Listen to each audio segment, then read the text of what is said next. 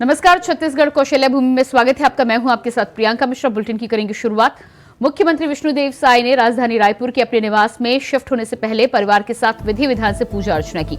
मुख्यमंत्री ने पूजा के बाद बड़ों का आशीर्वाद लिया। इस दौरान मुख्यमंत्री की धर्मपत्नी कौशल्या साय और परिवारजन भी मौजूद रहे।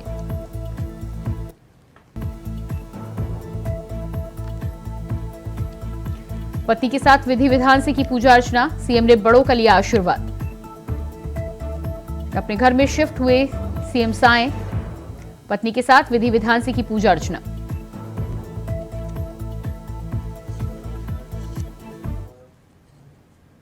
अगली खबर रायपुर से है, जहां महिला व बाल विकास विभाग के द्वारा प्रदेश में महतारी वंदन योजना का काम आगे बढ़ाया जा रहा है। इस योजना के अंतर्गत लगभग 70 लाख महिलाओं के द्वारा आवेदन किए गए हैं। योजना की प्रक्रिया सही ढंग से चलाने के लिए राज्य मुख्यालय के साथ प्रत्येक जिले में कंट्रोल रूम बनाते हुए हेल्पलाइन नंबर भी जारी किया गया। किसी भी महिला हितग्राही को कोई समस्या हो तो इस हेल्पलाइन नंबर पर फोन करके अपनी समस्या का समाधान कराया जा सकता है।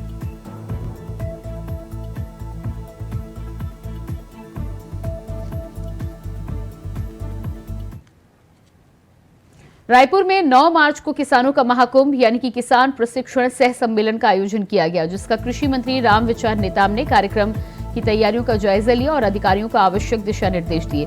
कृषि मंत्री ने इस मौके पर चर्चा में कहा कि हमारी सरकार किसान हितैषी सरकार है, किसानों के विकास के लिए संकल्पित है। प्रधानमंत्री मोदी की गारंटियों को पूरा कर गरीब महिलाओं और किसानों को सशक्त और समृद्ध बनाने की दिशा में काम जारी है।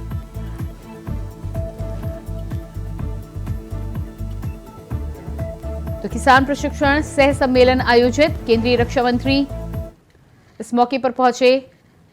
किसान प्रशिक्षण सह सम्मेलन में भारी संख्या में किसानों का जमावड़ा भी देखने को मिला। केंद्रीय रक्षा मंत्री राजनाथ सिंह कार्यक्रम में होंगे शामिल। कृषि मंत्री रामविचार नेताम ने लिया जायजा।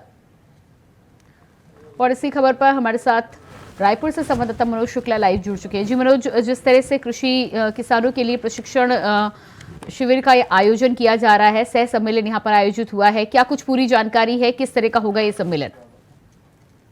जी प्रियंका, आपको बता दें 9 मार्च को रक्षा मंत्री राजनाथ सिंह का छत्तीसगढ़ रायपुर की राजधानी में उनका जो है कार्यक्रम है, और जिसको लेकर यहाँ के कृषि मंत्री रामविचार नेताम जी उनके जहाँ पे उनका आयोजन होना है, किसान का महाकुंभ लगने जा रहा है। और छत्तीसगढ़ के इतिहास में इस तरह का आयोजन पहली बार किसानों को लेकर हो रहा है, जिसको लेकर कृषि मंत्री यहाँ के रामविचार नेताम जी जाकर जायजा मुआयना स्थल पर जाकर वहाँ का जायजा लिए और दिशा निर्देश दिए, जैसे सुरक्षा की व्यवस्था हो, गाड़ियों की पार्किंग को लेकर, लोगों के आने, किसानों के पानी पीने की व्यवस्था, गर्मी का मौसम चल रहा है, ये सबको देखते हुए उन्होंने दिशा निर्देश दिया अधिकारियों को।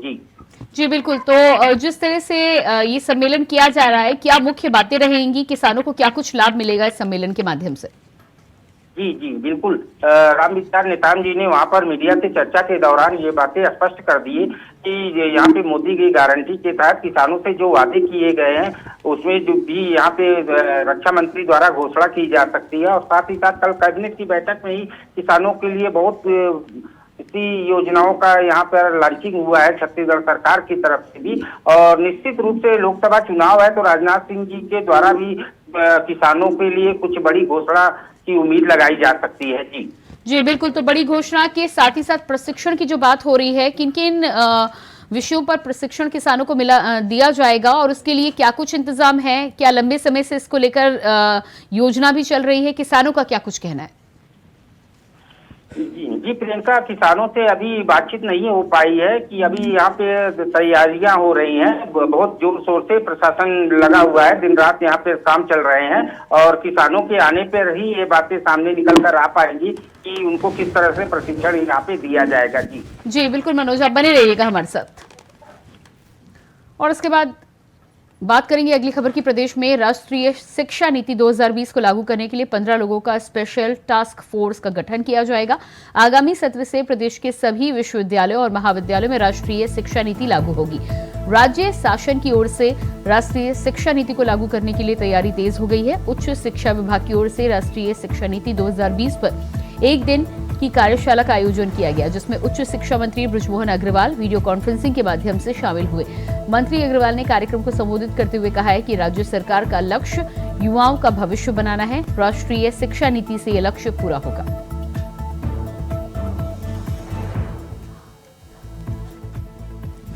तो राष्ट्रीय शिक्षा नीति लागू करने की तैयारी, स्पेशल टास्क फोर्स इसके लिए गठित की गई है। उच्च शिक्षा विभाग ने कार्यशाला का आयोजन किया है। इसके साथ ही साथ शिक्षा मंत्री का वीडियो कॉन्फ्रेंसिंग के जरिए इसमें शामिल हुए। तमाम दिशा निर्देश के साथ ही साथ तमाम जानकारी भी प्राप्त की गई। और इसी खबर पर मनोज शुक्ला संवाददाता रायपुर से हमारे साथ बने हुए हैं। जी मनोज, जिस तरह से शिक्षा को लेकर, राष्ट्रीय शिक्षा नीति लागू करने को लेकर तैयारी चल रही है, कार्यशाला आयोजित की गई थी, मंत्री खुद उसमें वीडियो कॉन्फ्रेंसिंग के जरिए जुड़े थे। आगे सरकार के द्वारा क्या कुछ इसकी योजना है और कहां तक इसे पहुंचाने की तैयारी है? जी प्रियंका, ये जो शिक्षा नीति की बात अभी राज्य सरकार द्वारा की जा रही है, ये शिक्षा नीति 2020 को लागू करने के लिए 15 सदस्यीय स्पेशल टास्क फोर्स का गठन किया जाएगा। और साथ ही साथ ब्रिजमोहन अग्रवाल जी जो यहाँ के शिक्षा मंत्री है, वो कल वीडियो कॉन्फ्रेंसिंग से इस योजना को लेकर करीब 21 कुलपति थे, 25 कुल उप सचिव महोदय थे, 33 अग्रणी, 8 स्वशासी महाविद्यालयों के प्राचार्य सहित 50 लोग शिक्षाविद इसमें उपस्थित रहे, जिनके बीच में यह तय हुआ कि ये राष्ट्रीय शिक्षा नीति को यहाँ पर लागू किया जाए, जिससे काफी कुछ लाभ जो है छत्तीसगढ़ सरकार के साथ साथ यहाँ के लोगों को और यहाँ के युवाओं को मिलेगा। जी बिल्कुल, तो युवाओं को इसका लाभ मिलेगा। तैयारी की यदि बात करें तो जिस तरह से मंत्री खुद वीडियो कॉन्फ्रेंसिंग के जरिए इस कॉन्फ्रेंसिंग बैठक में शामिल हुए, क्या कुछ जानकारी वहां पर अधिकारियों को दी गई है? किस तरह से इसे लागू किया जाएगा और इसके लिए क्या कोई टास्क फोर्स का जिसका गठन की बात की जा रही है, उसमें कौन कौन शामिल है, किस स्तर पर कार्रवाई चल रही है? जी प्रियंका, बिल्कुल 15 सदस्यीय स्पेशल टास्क फोर्स जो बनाने की सलाह ब्रिजमोहन अग्रवाल शिक्षा मंत्री ने दिया है। उन्होंने कहा कि राज्य में राष्ट्रीय शिक्षा नीति लागू किए जाने से युवाओं के तार्किक क्षमता संवर्धन के सर्वांगीण विकास होगा, जिसको देखते हुए जो है इसमें 15 सदस्यीय टीम का गठन किया गया है, जो इसी से आने वाले सत्र से इसको लागू किया जाना है। जी बिल्कुल, तो आने वाले सत्र से इसे लागू किया जाना है। युवाओं को लेकर क्या कुछ युवा इसको लेकर उत्साहित नजर आ रहे हैं और कब से इसे लागू कर दिया जाएगा राज्य में? जी प्रियंका, बिल्कुल युवाओं से बात किया गया तो उन लोगों का साफ तौर पर कहना है कि ये नीति यहाँ पर अगर हो जाएगी लागू तो ये हमारे लोग के लिए बहुत ही प्रभावशाली रहेगा शिक्षा के लिए। और साथ ही साथ जो है इसको जो लागू करने की बात है, ये अगले सत्र से इसको लागू किया जाना है छत्तीसगढ़ में। जी मनोज, इस जानकारी के लिए बहुत शुक्रिया आपका। और इसके बाद बात करेंगे अगली खबर की। लोकसभा चुनाव के नजदीक आते ही आदर्श आचार संहिता के पालन के लिए निर्वाचन कार्यालय ने केंद्रीय और राज्य सरकार के अलग अलग विभागों को अलर्ट कर दिया है। मुख्य निर्वाचन पदाधिकारी रीना बाबा साहेब कंगाले ने लोकसभा चुनाव के दौरान कार्यरत सभी इन्फोर्समेंट एजेंसियों की बैठक को लेकर निर्देश दिए हैं। साथ ही साथ विधानसभा चुनाव के दौरान किए गए कार्यों की समीक्षा की। बैठक में अधिकारियों को ESMS ऐप और पोर्टल पर काम करने का प्रशिक्षण दिया गया।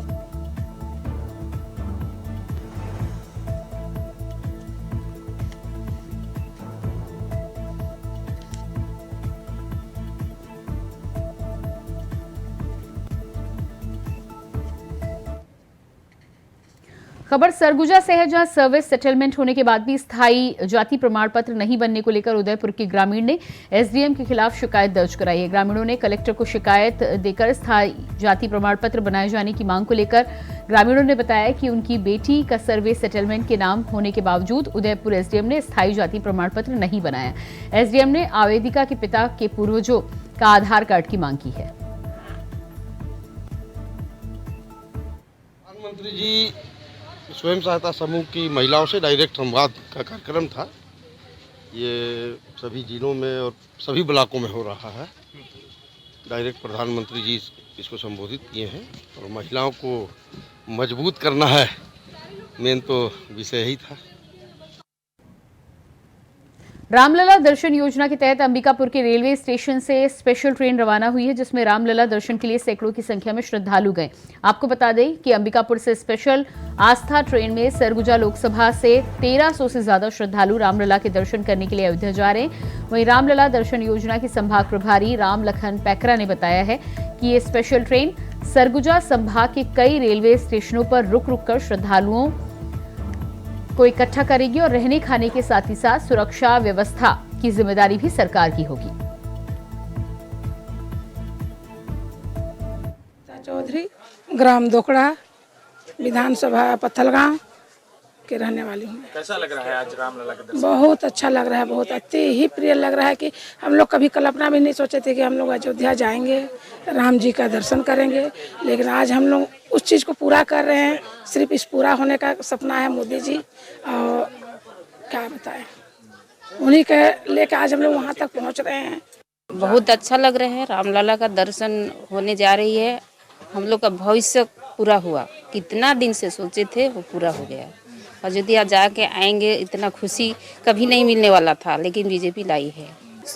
सुरक्षा कर्मी भी हैं और यहाँ ट्रेन में सुविधा भी है, गद्दा उद्दा है, खान पान रहन सहन सब कुछ व्यवस्था है। मोदी जी की गारंटी के तहत हमारे यशस्वी मुख्यमंत्री परम आदरणीय विष्णुदेव साय जी का पहल है कि जो मोदी जी की गारंटी जो चल रही है, प्रत्येक गारंटी को उन्होंने एक एक करके पूरा कर रहे हैं। और आज रामलला जी का दर्शन का सौभाग्य सरगुजा संभाग के वासियों को मिल रहा है, ये हम सब का सौभाग्य है। देखिए, आज हमारे लिए बहुत ही खुशी का दिन है और हमारे प्रभु श्री राम का दर्शन पाने के लिए हमारे लोकसभा क्षेत्र सरगुजा से लगभग 1350 से ऊपर लोग जा रहे हैं। आस्था स्पेशल के नाम से ट्रेन जा रही है। हमारे सभी कार्यकर्ताओं में, सभी नेताओं में और जितने लोग दर्शनार्थी हैं जो आज की से इस ट्रेन से यात्रा प्रारंभ करेंगे, सभी में भारी उत्साह है, सेवा करने वालों का भी और दर्शन पाने वालों का भी। श्रद्धालुओं से हम लोगों ने सभी से, प्रायः हमारे कार्यकर्ताओं से जुड़े हुए लोग ज़्यादा हैं, हमने उनसे एकदम मिनिमम फीस 1200 रुपये का फीस रखा है। देखिए, ये सब कार्यकर्ता हमारे भारतीय जनता पार्टी के हैं। पोलिंग बूथ, शक्ति केंद्र और मंडल स्तर के चिन्हांकित सभी समाज, सभी वर्ग के दूरस्थ वनांचल क्षेत्र जसपुर से लेकर के जौनकपुर तक 14 विधानसभा के लोग हैं। और जैसा कि हम सभी को मालूम है कि राम भारत के लिए पूरी दुनिया के आस्था के प्रतीक रहे हैं। राम राज्य के परिकल्पना के साथ भारतीय जनता पार्टी का स्थापना हुआ और मर्यादा पुरुषोत्तम भगवान रामचंद्र जी जो ताला में बंद किए गए थे, उसको स्वतंत्र कराने की दृष्टि से भारतीय जनता पार्टी ने हमारे तत्कालीन राष्ट्रीय महामंत्री आदरणीय लाल कृष्ण आडवाणी जी ने सोमनाथ से लेकर के अयोध्या तक राम रथ यात्रा चालू करके और जन जागृति करते हुए, और आज हम सब लोग, हमारे देश के यशस्वी प्रधानमंत्री नरेंद्र मोदी जी ने 22 जनवरी को रामलला जी को स्थापित करके और इस देश के नहीं पूरी दुनिया के आस्था के प्रतीक, आस्था के उदाहरण, राजाओं के, नेताओं के सबसे बड़े लोकतंत्र में ही नहीं पूरी दुनिया में राम राज्य की परिकल्पना के साथ लोग जीते हैं। अगली खबर बलरामपुर से है, जहां जंगल में एक युवक का शव मिला है। युवक की शिनाख्त कर ली गई है। परिवारजनों के अनुसार मृतक शादी में शामिल होने के लिए घर से निकला था। वहीं युवक की मौत से आक्रोशित ग्रामीणों ने मुख्य मार्ग रामानुजगंज सनवाल रोड पर आवागमन रोक दिया है, जिससे आवागमन पूरी तरह से बाधित हो गया है। अतिरिक्त पुलिस अधीक्षक और पुलिस की टीम ने मौके पर पहुंचकर आश्वासन दिया है। मौके पर फॉरेंसिक टीम भी जांच के लिए पहुंच चुकी है। रहने वाले जमशेद की रेवतीपुर और आनंदपुर के बीच जो जंगल है उसमें एक बॉडी मिली है।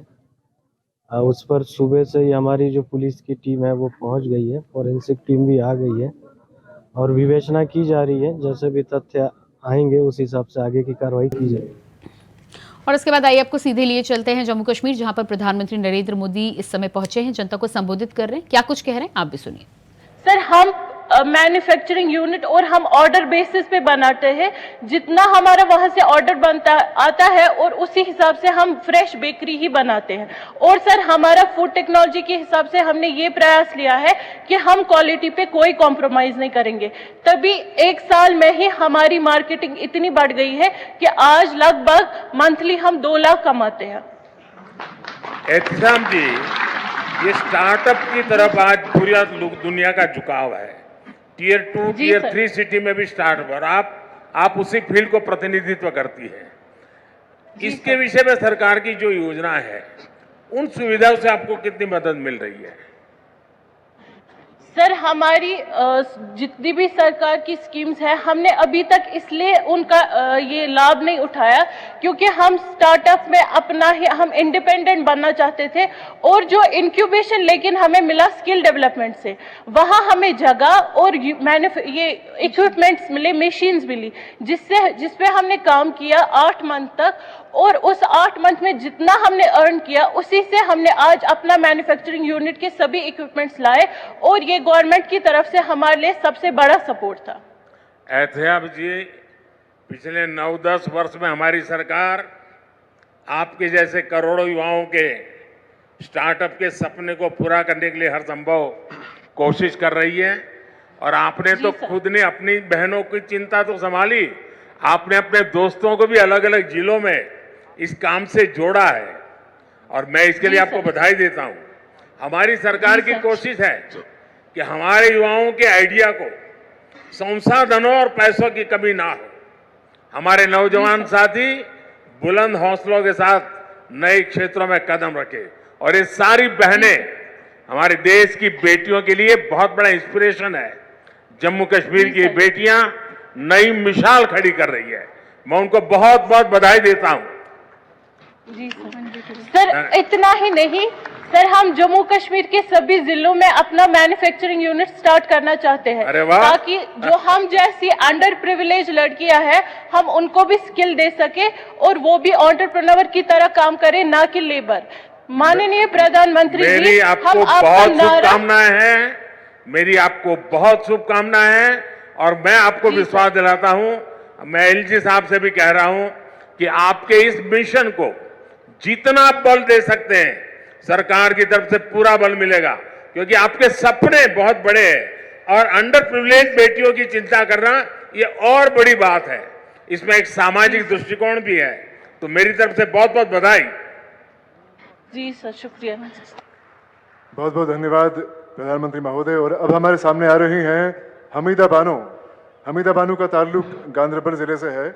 हमीदा बानो ने NRLM यानी नेशनल रूरल लाइवलीहुड्स मिशन के तहत दूध की पैदावार में नुमाया कामयाबी पाई है। माननीय प्रधानमंत्री महोदय।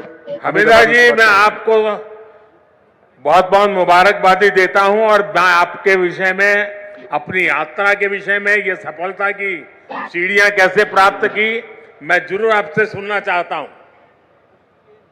जी आदाब सर, मेरा नाम हमीदा है, मैं ब्लॉक लॉ डिस्ट्रिक्ट गांधरबल से बोल रही हूँ। सर मैंने 12वीं पास किया था। 12वीं पास करने के बाद मैं घर में ही खेती बाड़ी के कामों में घर वालों की मदद कर रही थी। तो फिर 2013 में NRLM स्कीम आई तो मैं इसके साथ जुड़ी। तो ये सर एक ऐसी स्कीम थी जो घर घर में गई और घर घर से हर एक औरत को बाहर निकाला, आप अपने पैरों पे खड़े हो सकते हो। तो उसके बाद मैंने NRLM से जुड़कर ही लोन लिया। तो वहाँ से मैंने एक गाय लाई तो और अपने आसपास के घरों में देखा कि गांव में गाय पालने का काम आम है। तो वहाँ देखा मैंने कि जो दूध हम इस्तेमाल करते हैं इसके बाद कुछ दूध बचता है जो ज़ाया होता है। तो इसी पे मैंने काम किया और मैंने 2019 में एक मैन्युफैक्चर यूनिट खोला जिसमें मैंने इस दूध को प्रोसेस किया, जहाँ पे मैं एक पाउच पैकिंग करती हूँ और दही भी बनाती हूँ और मैं चीज़ भी बनाती हूँ। सर इसमें एक ख़ास बात ये थी कि मैंने न सिर्फ अपने आप को रोज़गार दिया बल्कि अपने साथ औरों को जोड़ा, जैसे मेरी बहनें उनको जोड़ा जहाँ से मैं दूध कलेक्ट करती हूँ। कितने लोगों को रोजगार मिला होगा आपके कारण? जी सर, मैंने अपने साथ 5-6 बंधु को जोड़ा है। उसके अलावा अपने अच्छा, मिल्क प्रोसेसिंग में क्या क्या करती हैं? सर मैं मिल्क प्रोसेसिंग में पैकेट्स बनाती हूँ जिसमें हम दूध वगैरह की क्वालिटी मेंटेन करते हैं। उसमें खास बात ये है सर कि जो हमारा दूध वहाँ से प्रोसेस होता है उसमें कोई प्रिजर्वेटिव नहीं होता है, जो कोई बच्चा भी पी सकता है और बीमार भी पी सकता है, जिसकी उसकी सेहत ठीक रहती है। सर अच्छा, मार्केट मिल जाता है आपको? सर मार्केट इजी से आज मिल जाता है क्योंकि अच्छा, ऑनलाइन आपने जो पैकेजिंग की पद्धति अपनाई है जरा उसके विषय में भी बताइए। सर जो हम पैकेज करते हैं उसमें हम सबसे पहले देखते हैं कि हम कैसे इसको मेंटेन करें, इसको कैसे बॉईल करें, इसको कैसे चिल करें, फिर इसके बाद इसको पैकेट्स में कैसे डालें फिर कैसे क्रेडिट्स में डालें, फिर कैसे इसको मार्केट में डिलीवर करें, क्योंकि ये जो हमारा दूध है इसकी जो लाइफ है 2 से 3 घंटे रहते हैं, 2 से 3 घंटे के बाद ये फट जाता है। तो इस दौरान हम देखते हैं कि क्वालिटी बराबर मेंटेन रहनी चाहिए। उसमें हमें बहुत सारे इश्यूज आए, क्योंकि मार्केट में बहुत सारा दूध अवेलेबल है जो प्रिजर्वेटिव है, जिसको 2 दिन भी निकलते हैं, 1 दिन भी निकलता है। तो पहले बहुत सारी प्रॉब्लम्स आई, लेकिन जैसे ही दुकानदारों ने समझा, लोगों ने ये दूध इस्तेमाल किया, तो उनको पता चला कि सही क्वालिटी क्या है, इससे हमें क्या फायदा है। हमीदा जी, आप इतना बड़ा काम कर रही हैं और इसके साथ साथ आप पोषण का भी काम कर रही हो। भारत सरकार का पोषण का बड़ा अभियान है। आप जिस प्रोडक्ट को लेकर के बाजार में गई हो, उसके कारण न्यूट्रिशन के जो इश्यूज होते हैं उसको भी एड्रेस कर रही हो। आप एनवायरनमेंट की भी चिंता कर रही हो और आप वैल्यू एडिशन भी कर रही हो। एक साथ आप अनेक काम कर रही हो। मैं आपको और आपकी पूरी टीम को बहुत बहुत बधाई देता हूं और मैं आज आप सबसे मुझे बात करने का मौका मिला, मैं आप सबका बहुत आभारी हूं और मैं समझता हूं आगे का कार्यक्रम आप बताइए, अब मुझे क्या करना है। सब हम बड़े खुलूस, बड़े अदब और बड़ी विनम्रता से आपसे गुजारिश करते हैं कि आप हमें अपने विचारों, अपनी भावनाओं और अपने शब्दों का आशीर्वाद दें। माननीय प्रधानमंत्री श्री नरेंद्र जी मोदी,